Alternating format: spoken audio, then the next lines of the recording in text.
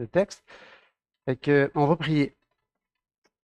Alors, merci Seigneur pour ce temps qu'on a ce matin de se rassembler en toute liberté dans un pays où la direction dans laquelle on s'en va n'est pas celle que toi tu veux. Mais nous, on est libre, on t'appartient et on a ta parole dans les mains et on a ton esprit en nous pour ceux qui ont cru en Jésus, qui ont fait le Seigneur de leur vie. Je te prie, Seigneur, que par ton esprit, tu nous permettes de comprendre ce que tu dis dans ta parole et de l'appliquer dans nos vies individuelles et dans notre vie en Église. Au nom de Jésus qu'on prie. Amen. On va le lire. Éphésiens chapitre 4. On fait des blagues des fois chez nous parce qu'il y a des nouveaux et des jeunes. C'est le Nouveau Testament, c'est partie de droite. L'Ancien Testament, c'est plus au début. Éphésiens chapitre 4. C'est bien si vous avez vos Bibles puis l'ouvrir. Parce que je vais y revenir. Oui, j'ai des slides. Oui, les versets sont sur les slides, mais c'est pas comme de lire dans la Bible. D'accord? Puis en plus, je peux m'être trompé dans mes slides. Et si vous avez la Bible dans les mains, vous allez pouvoir me valider. D'accord. Il y a une mouche qui voulait être proche.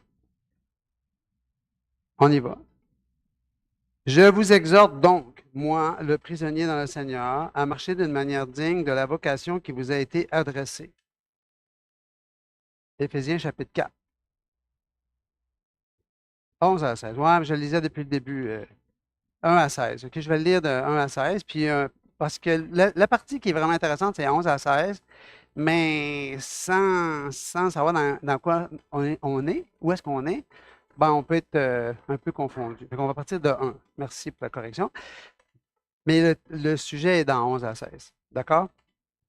Je recommence. Je vous exhorte donc, moi, le prisonnier dans le Seigneur, à marcher d'une manière digne de la vocation qui vous a été adressée, en toute humilité et douceur, avec patience, vous supportant les uns les autres avec charité, vous efforçant de conserver l'unité de l'esprit par le lien de la paix. Il y a un seul corps, un seul esprit, comme aussi vous avez été appelés à une seule espérance par votre vocation. Il y a un seul Seigneur, une seule foi, un seul baptême, un seul Dieu et Père de tous, qui est au-dessus de tous et parmi tous et en tous. Mais à chacun de nous, la grâce a été donnée selon la mesure du don de Christ. C'est pourquoi il est dit, étant monté en haut, il a emmené des captifs et il a fait des dons aux hommes. Or, que signifie il est monté, sinon qu'il est aussi descendu dans les régions inférieures de la terre? Celui qui est descendu, c'est le même qui est monté au-dessus de tous les cieux, afin de remplir toutes choses.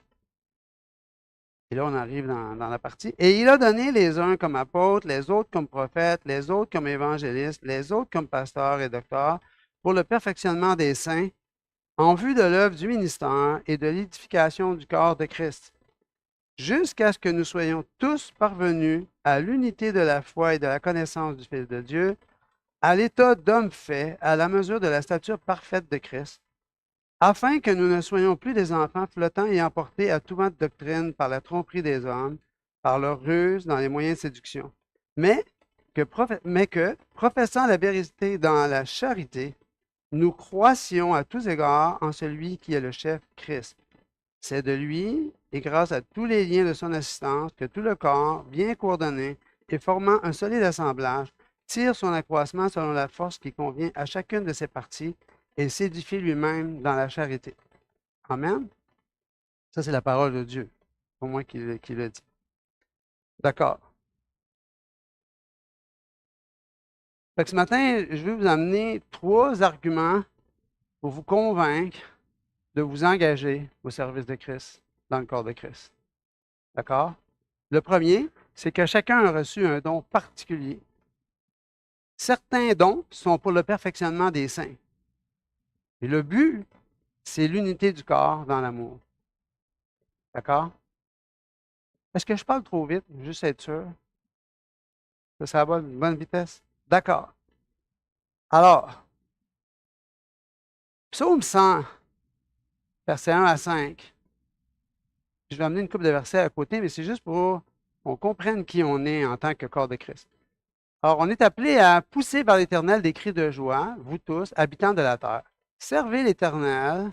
J'aurais dû souligner le mot servez. Servez l'Éternel avec joie. Venez avec allégresse en sa présence.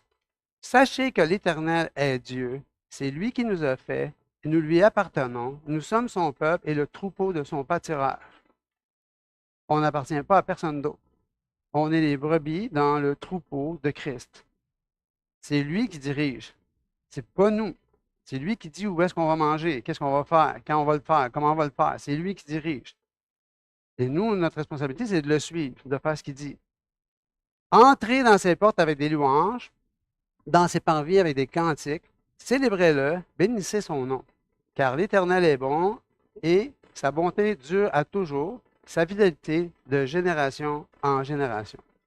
Alors, le mot éternel ici est important parce que c'est le même hier, aujourd'hui et demain. Alors, quand on lit quelque chose dans la parole de Dieu, ce n'est pas sujet à interprétation par rapport à aujourd'hui et nos circonstances. C'est clairement, Dieu nous dit sa pensée, peu importe les circonstances. Ça va? Et dans cette foulée, vu qu'on est son troupeau, Jean, au chapitre 13, verset 34, Jésus nous donne un commandement nouveau. Et je l'ai souligné parce qu'il dit 3 fois dans le même verset. Aimez-vous les uns les autres, comme je vous ai aimé. Vous aussi aimez-vous les uns les autres. À ceci, tous connaîtront que vous êtes mes disciples si vous avez de l'amour les uns pour les autres. Comment vous pensez que ça va arriver, ça? En se voyant le dimanche matin? En se parlant de temps en temps? En servant ensemble, selon ce que Dieu nous a donné. C'est là qu'on va apprendre à s'aimer. Et apprendre à s'aimer, là, c'est pas toujours le fun. Mais c'est ça que le Seigneur veut. Mais l'important, c'est que si on le fait, on est son troupeau, hein, ben, ceux qui nous regardent, puis même ceux de l'intérieur, vont savoir qu'on est les disciples de Jésus. Comment vous voulez évangéliser? C'est le fun de donner des pamphlets, c'est le fun de parler 5 minutes avec quelqu'un. Mais le vrai témoignage, c'est quand ils nous voient ensemble. Hein? Fait que si on n'est pas ensemble, ils ne nous voient pas. Et où le témoignage? Ça va? OK. Alors, je suis qui, moi? Moi, je m'appelle Jean-Claude Croteau. Je suis un des anciens à l'église de Mont-Saint-Hilaire. En fait, chez nous, le mot pasteur, pasteur, ancien évêque, c'est la même chose. Donc, on a choisi le mot ancien comment je dirais ça? Désacraliser la chose. On n'est pas des personnes au-dessus des autres. On n'est pas différents des autres. On a juste un rôle différent. Donc, quand je vais quelque part à l'association ou ailleurs, on m'appelle pasteur, c'est pas correct, là. Mais chez nous, c'est pas pasteur, là, c'est ancien. On est ancien. Donc, dans le fond, on ne dit pas ancien Croteau, on dit Jean-Claude. Ah, ça, c'est le fun. Fait que même les petits-enfants, ils m'appellent Jean-Claude. Mais il y a un petit respect dans la voix. Hein? Vous me suivez? Qu'est-ce que je fais dans la vie à part de ça? Ben, moi, je suis de profession, je suis conseiller senior en gestion d'entreprise. Fait que j'aide encore aujourd'hui à mon âge dans certaines entreprises et je coach des individus.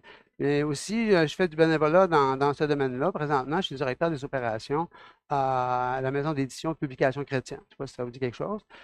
Tous les livres de MacArthur traduits en français sont traduits par publications chrétiennes, sauf la Bible avec commentaire de MacArthur. Tous les autres livres sont traduits chez nous. Alors, je suis là depuis 1 an, juste pour aider en attendant qu'ils trouvent quelqu'un qui veut le faire à long terme, là. Ça, c'est ce que je fais dans la vie. Donc, on aide aussi d'autres églises, on les accompagne dans leur, on va dire, s'organiser pour fonctionner comme la parole de Dieu le dit. Nous, l'équipe de 3 anciens, on a des dons différents. Donc, le mien, c'est vraiment d'avoir je dirais plutôt du côté évêque, avoir le pif de ce qui se passe dans l'Église, quand je rentre dans une organisation, je décerne assez rapidement, par la grâce de Dieu, c'est quoi le problème, puis comment on peut l'adresser. Alors, les 2 autres anciens, il y en a un qui est plus du côté, on va dire, les Écritures, la doctrine, s'assurer que ce qui est dit est exact, tout ça. L'autre, il est plus pastoral, dans le sens prendre soin, il voit les besoins des individus plus. T'sais. Pas que je les vois pas, là, pas que j'aime pas les Écritures, mais chacun, on voit les choses selon notre rang. Donc, je suis appelé à travailler avec différents groupes. Aussi, je m'occupe de la jeunesse depuis 30 ans à peu près, là, le groupe de jeunes de 12 à 17 ans, mais aussi les jeunes adultes. Fait que juste pour vous dire, hier, chez nous, on avait un souper, on était 20 quelques personnes à la table. Fait que c'est quand même intéressant. Et ce qu'on observe, ce que j'observe quand je vais quelque part, c'est beaucoup de gens avec de la bonne volonté, dans un sens, beaucoup de gens qui aiment le Seigneur, qui aiment les Écritures, mais misère que c'est dur de se lever de sa chaise et de s'impliquer. Puis même avec un effort de bonne volonté, une certaine journée, tu dis, ah, je vais embarquer dans l'affaire, de rester là, tu sais, puis de persévérer même quand c'est plate, même quand on dirait que ça avance pas. Ça, là, c'est flagrant partout. C'est flagrant dans les entreprises. On a enlevé le mot responsable, on enlève les mots diriger, donner des directions. On n'a plus le droit de faire ça dans les entreprises. Euh, Est-ce que vous me suivez? Puis savez-vous quoi? Je ne vous connais pas, vous êtes peut-être différents, là, mais c'est le même dans la plupart des églises, là. C'est que les gens, ils viennent, ils aiment le Seigneur, ils aiment entendre parler de la parole de Dieu. Mais quand c'est le temps de se lever puis faire des choses, ça, c'est pas mal plus exigeant. Là, je comprends qu'on a un certain âge. Bon, fait que, puis à un certain âge, bon, on dit, j'ai investi tout dans ma vie, là, je devrais me reposer. Bon, ben, vous viendrez m'expliquer ça après, parce que moi, j'ai 70 ans, OK? Fait que ça va? OK. Alors, le défi, là, c'est de trouver ma place, parce que souvent, c'est ça. C'est quoi ma place? Je ne sais pas. OK? On pourrait en parler. Moi, je vais être ici 2 dimanches. Fait que cette semaine, je vais vous expliquer ce que j'ai ici. Bon, on verra après ce qu'on peut parler la semaine prochaine. Mais le défi, c'est vraiment de dire, ben, c'est quoi ma place? Comment je la trouve? Puis après, est-ce que je m'investis? Je suis prêt à mettre de côté mes caprices personnels, mes petites affaires, mes dadas, mes occupations pour m'investir dans l'Église. Là, ça veut dire quoi s'investir dans l'Église? Eh bien, là, on peut en parler longtemps. Ça peut être, je suis chez moi puis je prie pour chacune des personnes. Ça peut être, je fais du bénévolat de certaines manières. Ça peut être, je me suis joint à une équipe et on fait quelque chose en particulier, l'évangélisation, enseigner les jeunes, enseigner le groupe de femmes, le ministère des hommes, peu importe. Il y a des choses à faire. Là, au minimum, si tu n'as pas de responsabilité, tu rentres dans la place puis tu vois quelque chose qui traîne, tu le ramasses, tu fais quelque chose. Je suis intéressé à ce qui se passe. Être un disciple de Jésus-Christ, c'est de faire comme lui. Lui, là, il était à notre service. Maintenant, il nous demande à nous d'être à son service. Fait que moi, c'est ça que j'ai. J'ai j'ai oublié de vous dire, j'ai 3 enfants, puis j'ai 7 petits-enfants, puis je vis en fait avec une de mes filles. Eux autres, ils en ont 6. Fait que mon fils a un fils, puis ma fille en a 6 enfants, puis mon autre fille, ils sont jeunes mariés, là, ils ne sont pas là encore. On verra comment Dieu va diriger. Alors, et vu que je vis avec celle qui a 6 enfants, ben, je peux vous dire que ça garde jeune, là, maintenant. Là. Ça teste ma patience aussi. Bon, c'est bon. OK. Alors, si on retourne dans notre texte, Éphésiens au chapitre 4. Éphésiens chapitre 4, verset 1. C'est Dieu qui pense. On dit que c'est une lettre de Paul, mais c'est Dieu qui parle par la main de Paul. Ça va? Donc, c'est Dieu qui nous parle. Dieu nous dit, je vous exhorte donc, moi, le prisonnier dans le Seigneur, à marcher d'une manière digne de la vocation qui vous a été adressée. Savez-vous, c'est quoi une vocation? C'est un mot qui n'existe plus. Hein? Je ne le fais pas pour le salaire. Je le fais parce que c'est ça que je dois faire, parce que c'est ça que Dieu me demande de faire, parce que c'est utile. Même si je n'en vois pas nécessairement le fruit. Je sais que ce que je fais est utile. Et ça ne relève pas de moi si ça pousse, si ça ne pousse pas. Mon rôle, c'est de semer. Vous me suivez? C'est ça une vocation. Alors, je vous ai dit, je vous exhorte à marcher d'une manière digne de la vocation qui vous a été adressée. Vous l'avez reçue, la vocation. Ce n'est même pas une question. En toute humilité et douceur. Donc, ce que je fais, je le fais, je mets mon orgueil de côté, puis j'y vais. Avec patience. Avec patience. Vous supportant les uns les autres avec charité. Se supporter, ça veut dire quoi? Je te tiens là quand tu as envie de tomber? Oui, c'est vrai. Mais c'est aussi un. J'accepte ton caractère, j'accepte qui tu es, j'accepte qu'on n'a pas le même point de vue, j'accepte que c'est pas toujours facile. Mais, tu sais quoi, on va continuer à travailler ensemble pareil. OK? Bon. Vous efforçant, c'est pas facile, de conserver l'unité de l'esprit par le lien de la paix. Alors, l'unité de l'esprit, c'est ce qu'on va voir de 11 à 16, là. Mais je vous exhorte là, à marcher de manière digne de la vocation que vous avez reçue, en toute humilité et douceur. On ne se compare pas aux autres. Je n'aspire pas à être ce que l'autre a. Je veux juste faire ce que moi j'ai à faire. Tu comprends? Avec patience, parce que ça prend du temps, en se supportant les uns les autres. Ça veut dire qu'on s'entraide, mais on s'entraide tel qu'on est. Avec charité. Charité, c'est amour inconditionnel. Ça ne dépend pas de ce que tu vas faire. Ça dépend de ce que j'ai à faire. Je vais faire ce que j'ai à faire. Vous efforçant de conserver l'unité de l'esprit par le lien de la paix. Donc, ce matin, là, dans le fond, c'est de vous aider à voir, comprendre la volonté de Dieu pour chacun de vous ensemble. C'est pas juste moi. C'est moi là où Dieu m'a placé. C'est quoi, moi, mon rôle là où il m'a placé? C'est pas moi, qu'est-ce que moi je vais retirer? On, on, on, on a l'expression, je vais à l'église dimanche. On ne va pas à l'église, on va au bâtiment de l'église. Nous sommes l'église. OK, si on est l'église tout le temps, là. Hein? Fait que, c'est quoi ma place dans ce corps-là? Qu'est-ce que Dieu me demande? Là, c'est important de savoir qu'il y a un seul corps, un seul esprit. Comme vous avez été appelés à une seule espérance. Est-ce qu'on a la même espérance? Est-ce qu'on fait les choses parce qu'on veut être gratifié sur la terre ou c'est parce qu'on sait ce qui s'en vient? Et une seule espérance par votre vocation. Si tu es motivé intérieurement à cause de l'espérance, ben, ça va paraître dans ton zèle, ça va paraître dans ce que tu fais. Il y a un seul Seigneur, une seule foi, un seul baptême. Moi, chacun de vous a été baptisé, là, j'assume. Mais le baptême, c'est un engagement d'une bonne conscience envers Dieu. Nous nous sommes engagés, en passant par les eaux du baptême, à marcher avec une bonne conscience devant Dieu. Et les autres sont redevables à moi de m'aider à marcher droitement. Donc, on dépend les uns des autres. Fait que là, si on dépend les uns des autres, fatigant quand quelqu'un vient te reprendre sur quelque chose que tu sais déjà que tu dois travailler dessus, mais tu as de la misère, tu lâches, puis l'autre vient te reprendre. Ben, c'est ça aussi, se supporter les uns les autres, hein? Ça va?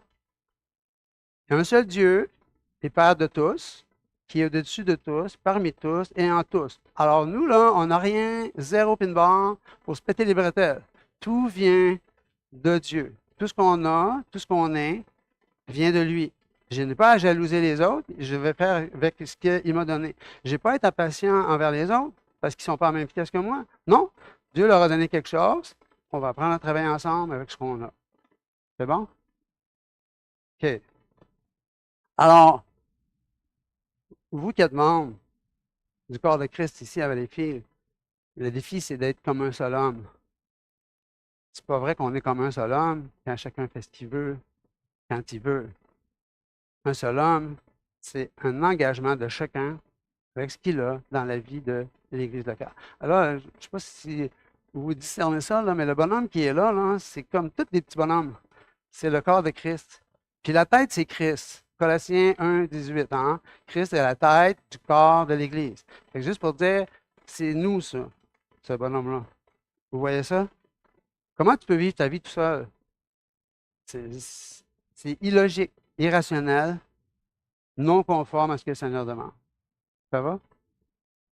OK, donc, chacun a reçu un don particulier. Au verset 7 de Éphésiens 4. Chacun de nous, la grâce a été donnée selon la mesure du don de Christ. Chacun a reçu un don particulier, l'un de ceux que Christ a généreusement accordé. On pourrait aller voir dans 1 Corinthiens au chapitre 12. Puis l'exemple qu'il nous donne, c'est sous la forme de, bon, toi, tu es la main, toi, tu es le pied, toi, tu es les yeux, toi, tu es les oreilles, l'autre est autre chose. Hein? Puis, tu sais, c'est ingrat, là, si toi, tu es la vessie, ben, il n'y a pas d'ingratitude, on en a besoin. Je donne ça comme exemple, là, mais ce que Dieu a donné des dons, il y en a qui sont visibles. Il y en a qui sont pour un but particulier que toute l'Église va voir. Il y en a d'autres qui sont discrets, mais on en a besoin. Vos hormones dans votre système, dans votre corps, là, sont-elles importantes? Quand c'est déstabilisé, ça paraît-tu? Oui, hein? Bon. Fait que je suis content qu'il y en a qui reconnaissent ça. Mais quand tout est en ordre, même s'il y a quelque chose qui est en désordre, le reste prend soin de ce qui ne va pas.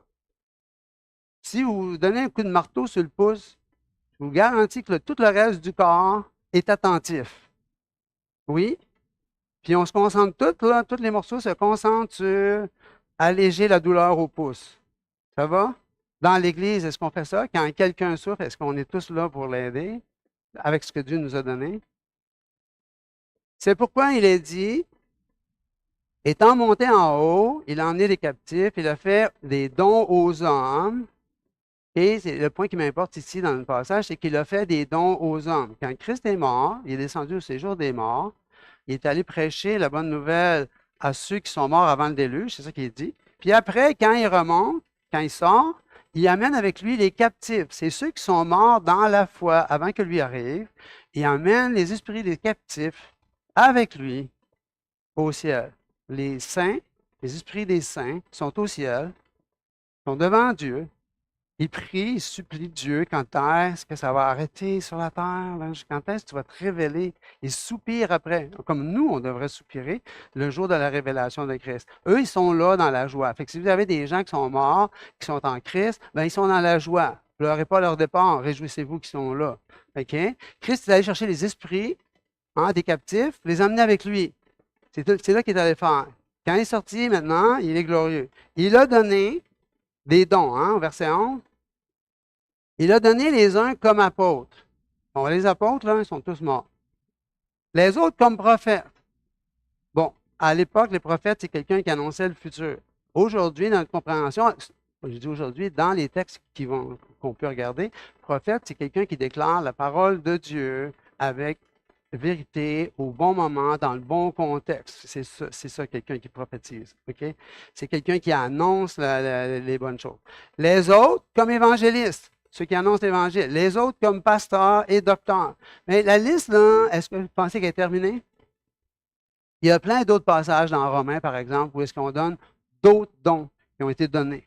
Guérison, prière, compassion, etc. Il y a d'autres dons. OK? Chacun a reçu quelque chose de particulier. OK? Mais ici, ces dons particuliers-là, ils ont un but. OK? Allez, je me devance. Bien, j'ai oublié. Fait que 1 Corinthiens 12, verset 7. Or, à chacun, la manifestation de l'Esprit est donnée.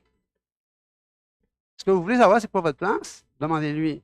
À chacun, la manifestation de l'Esprit est donnée pour que tu te pètes les bretelles. Connaissez l'expression, se péter les bretelles? Connais-tu l'expression? Non.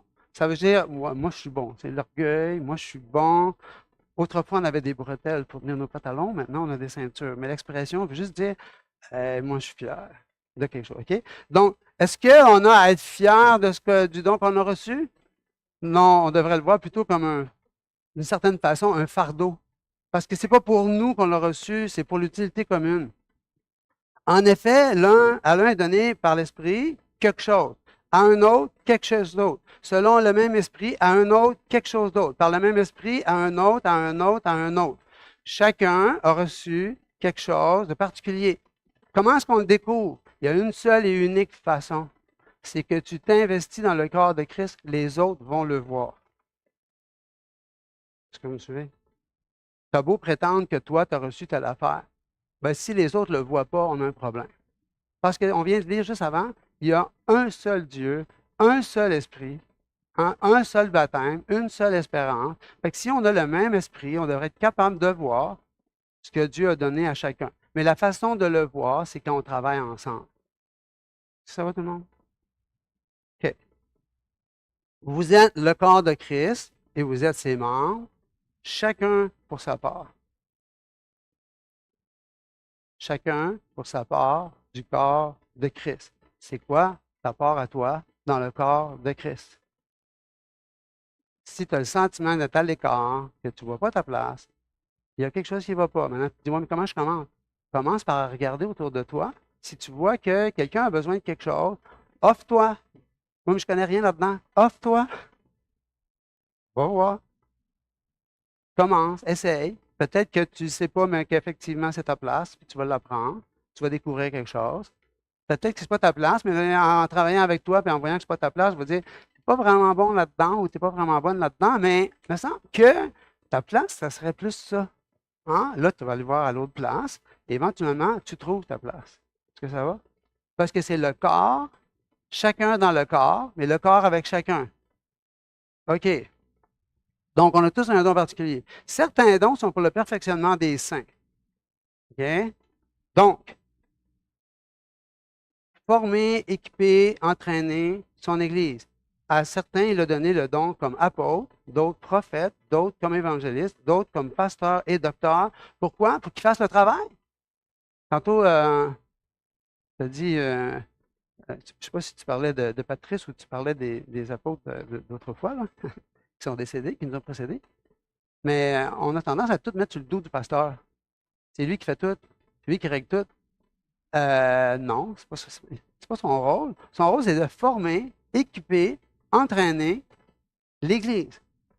Hein? Prier, enseigner, prier. Enseigner, c'est pas juste venir en avant prêcher. Enseigner, c'est aussi s'asseoir, puis discutons-en, puis mettons les applications. OK? Mais c'est pas de faire le reste du travail. C'est pas la job c'est pas sa job. Est-ce que vous me suivez? Et juste pour aller avec ça, le verset qui suit dit, pour le perfectionnement des saints.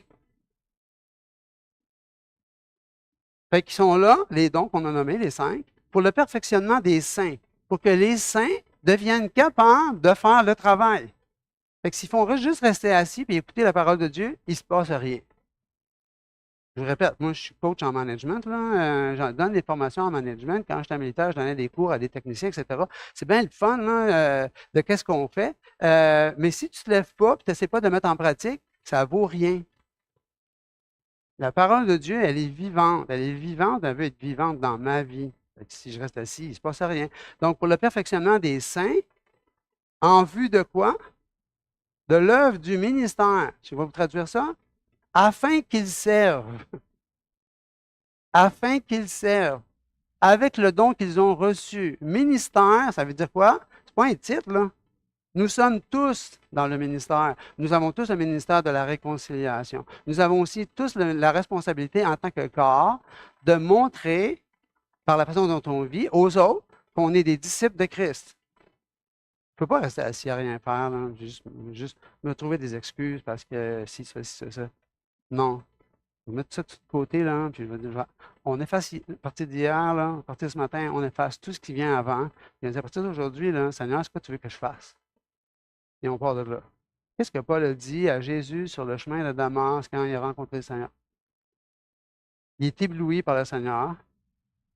Puis là, le Seigneur dit, hey, Paul, qu'est-ce que ça te sert de régimber? Hein? Tu ne comprends pas? Et là, quand Paul lui demande à qui je parle, il dit, c'est moi, Jésus, que tu persécutes. Bon, il n'y a plus rien à dire. Et la prochaine phrase, que veux-tu que je fasse? Pas, ah, c'est extraordinaire, restons ici, on va mettre des tentes. Ah, vous avez déjà entendu ça, là, la transfiguration. Non, non, qu'est-ce que tu veux que je fasse? Bien là, à partir d'ici, là, quelqu'un va venir, va te prendre par la main, puis il va te dire quoi faire. Puis Paul, il va suivre docilement. Puis le reste de sa vie est dévoué. Et de l'édification du corps de Christ. L'édification du corps. Fait que moi, j'ai un ministère, mais le ministère, là, il va en parallèle avec le corps, hein, deviennent solides, deviennent fervents, deviennent engagés pas juste évangéliser, faire des disciples, s'investir dans la communauté, dans le sens d'aller vers les gens, puis en espérant qu'on peut leur annoncer la bonne nouvelle. Ça demande du temps, ça demande de l'énergie. Éphésiens 2. Il veut édification du corps, c'est qu'on devienne comme un seul homme. Okay? Éphésiens 2, versets 14 à 18. Car il est notre paix, lui qui des deux, c'est-à-dire les Juifs et les païens, n'en a fait qu'un et qui a renversé le mur de séparation. Les Juifs se voyaient comme le peuple élu et les païens comme autre chose. Maintenant, Christ, il vient d'associer les deux. Qui a renversé le mur de séparation, l'inimitié, ayant anéanti par sa chair la loi des ordonnances, l'ancien culte, afin de créer en lui-même, avec les deux, un seul homme nouveau. Est-ce que maintenant, juif puis Église? L'Église, c'est l'Église. Dans Romains, c'est écrit, le juif, c'est pas celui, le vrai juif, c'est pas celui qui est circoncis dans la chair. C'est celui qui est circoncis de cœur. Les enfants d'Abraham, c'est pas le juif de sang. C'est ceux qui ont la foi qu'Abraham avait. OK? Alors, mais des deux, il veut faire un seul homme. OK? Et de les réconcilier l'un et l'autre en un seul corps avec Dieu par la croix. Alors, si on est ici, ça a zéro rapport avec ce qu'on a fait, ce qu'on mérite, on ne mérite rien, on mérite l'enfer. Ça a zéro rapport avec nous. Fait que si on est conscient que ce n'est pas de nous, c'est tout un privilège qu'on est assis ici ce matin, étudier la parole de Dieu, puis la comprendre, puis vouloir la mettre en pratique. La mettre en pratique, ça, c'est plus difficile. Il est venu annoncer la paix à vous, païens, qui étiez loin, et la paix à ceux qui étaient près, les Juifs, car par lui, nous, ça c'est l'Église, qui est devenue un, par lui, nous avons les uns et les autres accès auprès du Père dans un même esprit. Donc, ça, là, c'est ce que le Seigneur est venu faire, nous réconcilier en un seul corps. Et si je retourne dans mon passage ici, en vue de l'œuvre du ministère de l'Éducation du corps. Et si on va au verset 20, mais vous, il les exhorte, c'est pas ainsi que vous avez appris Christ. C'est pas là ce que vous avez appris au sujet de Christ. Quelque chose qui est dit juste avant, là. Mais il dit, si du moins vous l'avez entendu, si conformément à la vérité qui est en Jésus, c'est en lui que vous avez été instruits. Instruits à quoi? À vous dépouiller, eu égard à votre vie passée, du vieil homme qui se corrompt par les convoitises trompeuses. Là, hein, quand on dit les convoitises trompeuses, pas juste la drogue, là, puis je sais pas quoi, la boisson, puis la pornographie. Oui, c'est vrai, c'est des convoitises trompeuses. Mais, ça me sont tellement évidentes que ceux-là, hein, c'est qu'on va justifier, mais on ne peut pas vraiment les nier. Mais des convoitises trompeuses, là, c'est ce qui vient m'attirer ailleurs.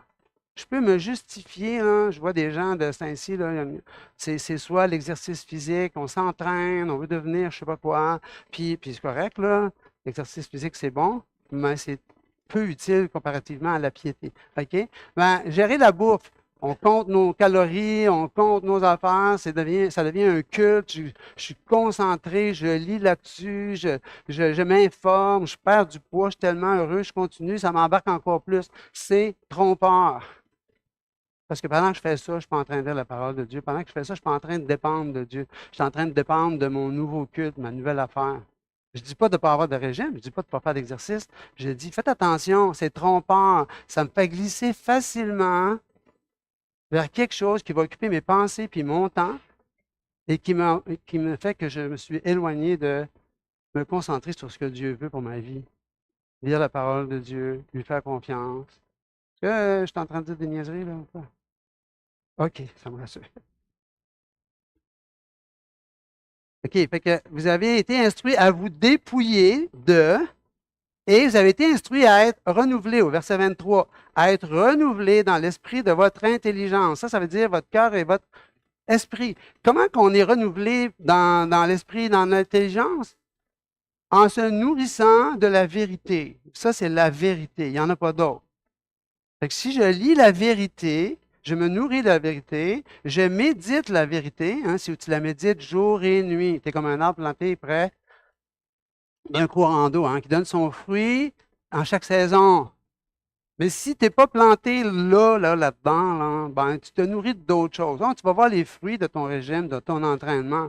Mais ton âme, elle est où? Que ça va?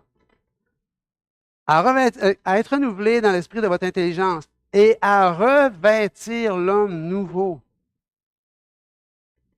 OK, fait que j'arrive ici, là, peu importe ce que je vis, quand je suis avec les frères, même quand je pars avec, quand je connais les besoins, je peux prier pour eux autres. Revêtir l'homme nouveau, ça veut dire que je suis conscient que je suis une personne avec quelque chose de particulier.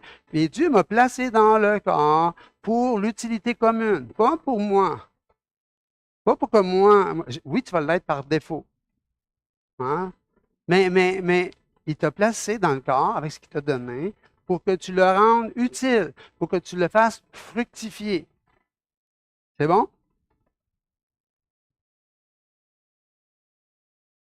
Donc, c'est qui l'homme nouveau?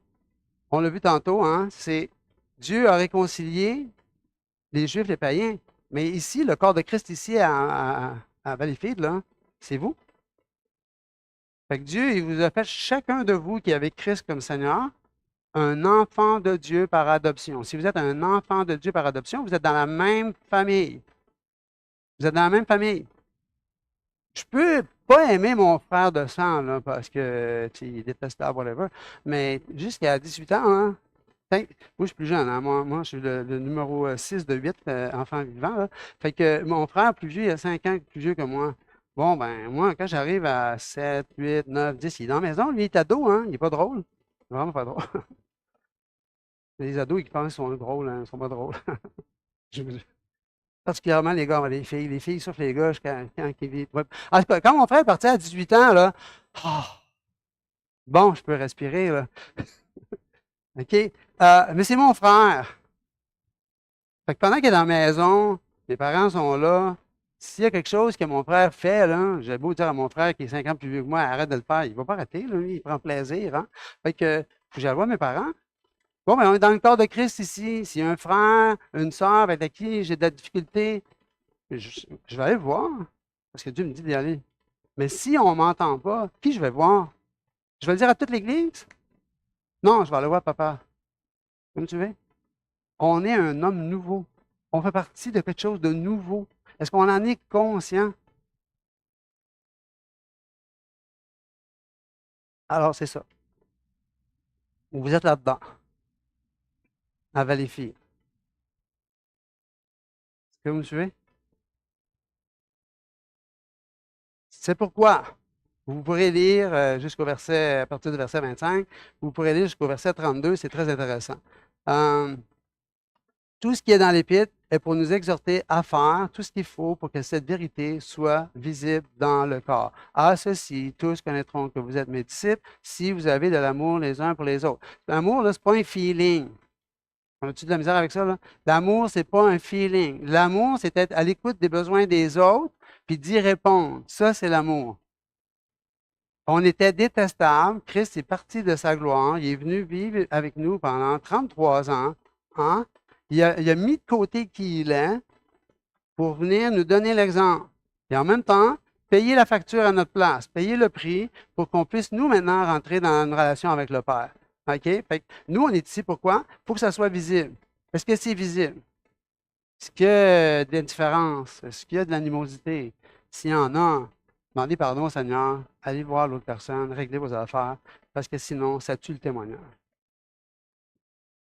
Exemple, Phébé, dans Romains 16. C'est intéressant. Je vous donne des exemples d'unité dans le corps, là. Phébé, Romains 16, versets 1 et 2. J'ai mis en noir. Qu'est-ce qui est en noir? C'est des choses que j'ai ajoutées, là. Je vous recommande Phébé, notre sœur, qui est diaconesse de l'église de Chancré, afin que vous la receviez en notre Seigneur d'une manière digne des saints et que vous l'assistiez dans les choses où elle aurait besoin de vous, car elle a donné aide à plusieurs et à moi-même. Je le relis. Je, c'est Paul, dit à vous, l'Église. Je vous recommande Phébé, notre sœur, qui fait partie du corps, qui est diaconesse. Ça veut dire qu'elle est à l'écoute des besoins des autres dans l'Église locale, afin d'y répondre selon ce que Dieu lui a donné. Et c'est ça le témoignage, là. Hein? Parce qu'elle a donné aide, si vous regardez en bas, là, car elle a donné aide à plusieurs et à moi-même. C'est ça qu'elle fait. Notre sœur, qui est une diaconesse à l'écoute des besoins des autres, de l'Église ancrée, afin que vous la receviez, vous l'Église, la receviez en notre Seigneur d'une manière digne des saints. Digne de Paul? Digne de Timothée? Non, comme on devrait recevoir n'importe quel saint. Est-ce que vous suivez? Soyez pas indifférents. Traitez-le pas comme un étranger. Tu sais, on dit, quelqu'un arrive ici, là, quelqu'un de nouveau, là, tendance, peut-être pas ici, là, mais mettons qu'on se bat contre ça, là. La personne va arriver, quelqu'un va lui dire bonjour à l'accueil, puis après ça, la personne rentre dans la salle, puis là, c'est comme un gros trou. Il y a plein de monde, mais personne ne me parle. Fait que là, je cherche une chaise, je vais m'asseoir. Qui va venir me parler? Qui? Puis là, les gens ils se plaignent, ouais, mais je suis allé, mais personne ne parle. Non, non, non. Le Seigneur t'a envoyé pour que tu leur parles. Mais les autres, est-ce qu'on reçoit cette personne-là comme un saint? Première question, on devrait demander, salut, est-ce que tu arrives de quelle église? Moi, on essaie d'être plus discret, tout le monde. Hey, t'es-tu chrétien, toi? Ça passe moins bien. Mais tu arrives de quelle église? Es-tu dans une église? Non, je cherche la vérité. Ah, cette personne-là n'est pas chrétienne. Cool. Fait que là, je vais la présenter à quelqu'un de son âge. Si c'est une femme, je vais laisser une femme de son âge, je vais la présenter. Je vais dire, regarde, cette personne-là vient d'arriver. Si c'est un jeune qui n'est pas, je sais quoi faire. Si c'est un monsieur, ben ça dépend, là. Puis je vais essayer de trouver quelqu'un, dans ce qu'il me raconte, je vais essayer de trouver quelqu'un dans l'église avec lequel il pourrait connecter. Mais là, ça veut dire que je sais l'autre personne à qui je vais le connecter, là.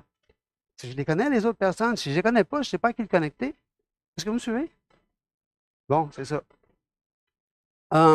De manière digne des saints. Ça veut dire que toute l'Église est interpellée, là, c'est pas juste l'équipe d'accueil. Tout le monde est interpellé. Tu vois quelqu'un qui est tout seul. Dans la jeunesse, chez nous, là, on a on fait des camps, on a des soirées de jeunesse, tout ça. Si je vois quelqu'un qui est tout seul, j'envoie quelqu'un, tout le temps. Pourquoi être tout seul? Si c'est une jeune fille, j'envoie une jeune fille. Si c'est un jeune homme, j'envoie un jeune homme. Si c'est un nouveau que je ne sais pas trop, ben, je vais aller le voir. Vous me suivez? C'est ça qu'on doit faire. Sur la base de la recommandation de Paul, sans aucune autre remise en question de la part de l'Église. C'est Paul qui l'envoie. Si quelqu'un vous envoie quelqu'un ici, vous le connaissez, quelqu'un arrive d'une autre assemblée. D'ailleurs, dans le temps, là, il envoyait des lettres de recommandation avec. C'est ça ici, on a une lettre de recommandation. OK, ça va? On envoie une lettre de recommandation. Donc, si d'où la personne vient, on va-tu mettre en doute les personnes qui nous l'envoient? Non. Si j'ai des questions, je vais l'appeler la personne qui l'envoie. Je vais dire, écoute, pourquoi tu l'envoies? Non, non, non. Qu'est-ce qu'on devrait savoir pour l'aider? Pas du mémérage, juste savoir qu'est-ce qu'on a besoin de savoir pour l'aider. On s'informe, la personne arrive, vient être intégrée dans l'Église. Et sa crédibilité-là, cette personne-là qui arrive, Phébé, est égale à celle de Paul. Sur la base de la déclaration de Paul, on va la traiter comme si c'était Paul. Mais Paul, on devrait-tu le traiter différemment de n'importe quel autre saint? Non. Parce que vous voyez la notion ici qui nous est donnée tout le temps dans les textes. C'est comme circulaire. Toi, moi, nous, ensemble, l'autre qui arrive, il a fait partie de nous. La lettre, Jean chapitre 17, quand Jésus parle de ses disciples, il dit son désir, c'est que nous soyons un, comme lui, le Père et le Fils et le Saint-Esprit sont un, et qu'on soit un en eux et eux en nous. C'est pas ça? Bon, on n'a pas le droit d'être indifférent à quelqu'un dans l'Église. Vous avez un défi ici. S'il y a des gens que vous ne connaissez pas, là, vous avez une responsabilité personnelle d'apprendre à les connaître. Si vous avez un différend avec quelqu'un ou vous avez une responsabilité personnelle de travailler dessus, aller voir la personne, demander de l'aide. Des fois, tu te dis, je peux me faire accompagner par quelqu'un d'autre. Comment je vais dans le temps, Daniel? C'est correct? C'est bon. OK, un autre exemple. Épaphrodite. Une lettre Philémon. OK? Épaphrodite, c'était un esclave de Philémon.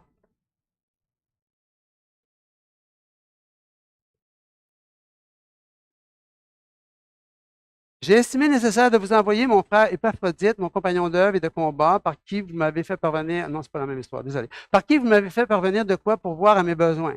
Épaphrodite est envoyé par une église aller aider Paul. Paul, il dit, je vous le renvoie. OK?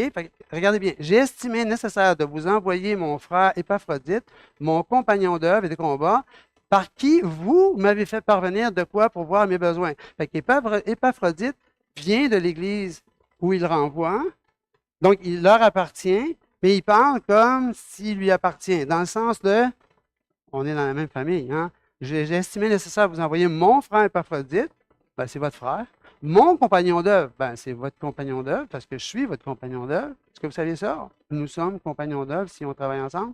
OK? Car il désirait, Épaphrodite, il désirait vous voir tous. Il était fort en peine de ce que vous aviez appris sa maladie. Ça l'attriste que vous êtes triste, qu'il est malade, donc il veut aller vous voir pour vous rassurer. Est-ce que vous voyez la communion? Il a été malade, en effet, et tout près de la mort. Mais Dieu a eu pitié de lui, et non seulement de lui, mais aussi de moi. J'en ai besoin.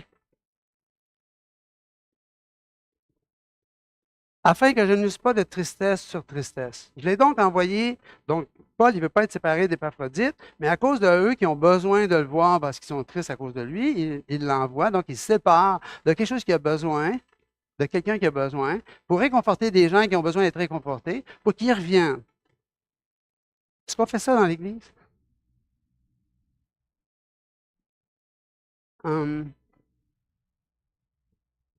Je l'ai donc envoyé avec autant plus d'empressement, afin que vous vous réjouissiez de le revoir et que je sois moi-même moins triste.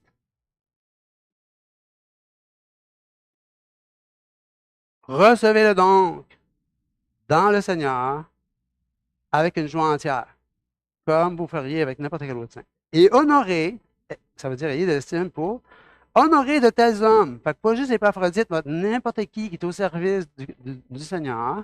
Pas juste les pasteurs, pas juste les évangélistes. Tous les saints qui servent de façon vocationnelle, traitez-les avec honneur. C'est pour l'œuvre de Christ qu'il a été près de la mort, ayant exposé sa vie afin de suppléer à votre absence dans le service que vous me rendiez. Parce qu'être avec Paul, c'est pas facile. Paul est toujours exposé.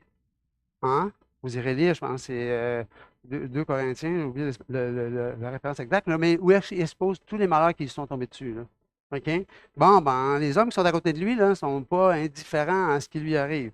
Est-ce que nous, on est indifférents à ce qui arrive à nos frères, nos sœurs? Est-ce que ça vient nous chercher quand quelqu'un vit un malheur? Est-ce qu'on se réjouit quand quelqu'un se réjouit? OK, donc, le but des dons, c'est pour l'utilité commune. Certains dons sont là pour le perfectionnement des saints, pas pour que moi je fasse tout pour vous, mais que je vous aide à vous découvrir qui vous êtes, puis vous mettre au service des autres, comme moi je suis au service des autres, puis comme les autres qui sont au service des autres. Qu'on soit tous au service des autres, des autres, ensemble. Puis ça commence dans le corps de Christ. Il y en a des fois qui disent, oh, moi je t'investis ailleurs. Quel témoignage t'emmène ailleurs si tu n'es pas dans le corps de Christ, si tu ne t'investis pas dans le corps de Christ? D'ailleurs, vous manquez quelque chose quand vous faites ça, parce qu'il y a une joie qui vient de servir, que tu l'as juste en servant. Tu ne l'as pas si tu n'es pas là. Mais ça, tu ne peux pas le comprendre. C'est un peu ça le problème de la foi. Hein. La foi, là, c'est j'agis sans avoir vu, mais j'y crois. Je vais le faire. J'agis comme si j'avais reçu ce que je ne connais pas. Mais est-ce que vous avez été au ciel, vous, à date, là, quelqu'un? Votre espérance dans le royaume de Dieu, quelqu'un qui peut me la partager? Non, on y va par la foi, hein? On sait que ça va être un gros wow, là, éternel. Mais à part ça, je ne peux pas vous dire grand-chose. Je sais qu'on va être ensemble, je sais qu'on va être heureux, je sais qu'on ne pleurera plus, mais que ça va de l'air de quoi? Aucune idée. D'accord? Donc, le but d'un don particulier, puis de certains dons en particulier, c'est d'en arriver à l'unité du corps. Éphésiens 4.3, vous efforçant de conserver l'unité de l'esprit par le lien de la paix.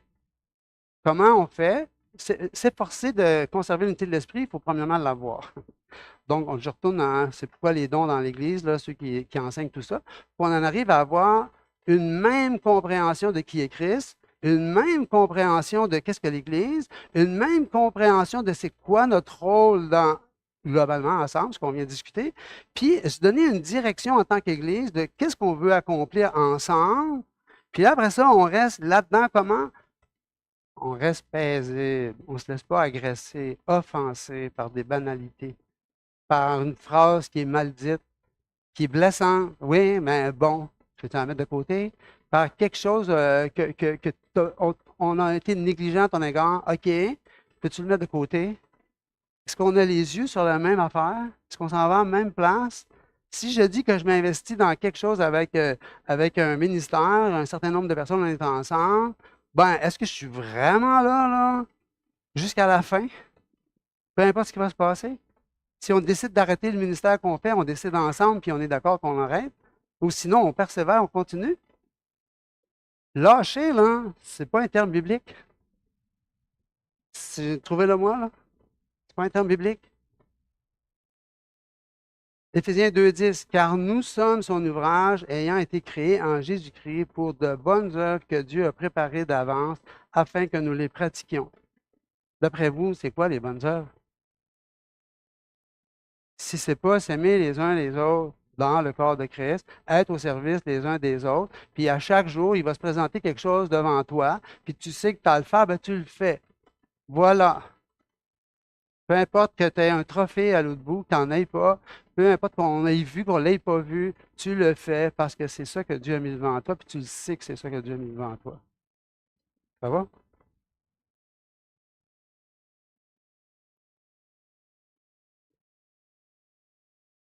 Afin qu'on marche dans la vérité. Afin que nous ne soyons plus emportés par des doctrines à gauche et à droite, mais que professant la vérité dans la charité. C'est quoi la vérité? Éphésiens 4.15, c'est dans le texte qu'on a lu. C'est quoi la vérité? C'est quoi? Le véritable amour. Okay? L'amour de Christ envers nous. Jean 3,16, vous le connaissez? Jean 3,16.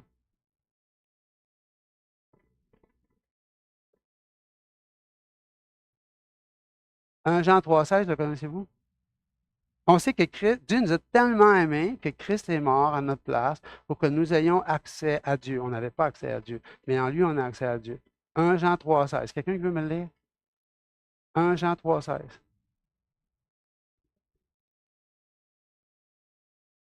Non, ça, c'est Jean 3,16. 1 Jean 3,16. Quelqu'un là?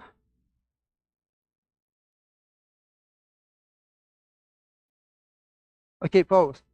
Nous avons connu l'amour en ce qu'il a donné sa vie pour nous. Donc, Jean 3,16 dit que Dieu a tant aimé le monde qu'il a donné son Fils. Nous avons connu l'amour parce qu'on a connu le Fils. Maintenant, la deuxième partie du verset dit quoi? Wow! On ne l'apprend pas par cœur, ça là, c'est bizarre. Hein?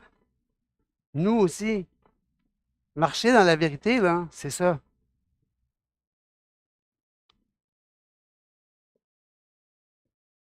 Donc, l'unité, c'est nous ensemble. Conserver, ça veut dire c'est Dieu qui l'a mis. Nous, on n'est pas là pour la détruire. La division, l'abandon, lâcher, ça va à l'envers, à contre-courant de conserver. Si on s'est mis d'accord sur quelque chose, on le fait. Si c'est décourageant, ben on persévère, on prie. Hey, le mot persévérer, là, je ne sais pas combien de fois il est dans le Nouveau Testament, mais il est très souvent dans le Nouveau Testament. Persévérer, pourquoi? Parce que c'est pas facile. Mais on garde le cap ensemble, on prie ensemble, on s'encourage, on va la voir, la lumière, un jour, OK? Fait qu'on continue. S'efforcer, ça veut dire tout faire. Être zélé. Une vocation, là, c'est que je fais tout ce que je peux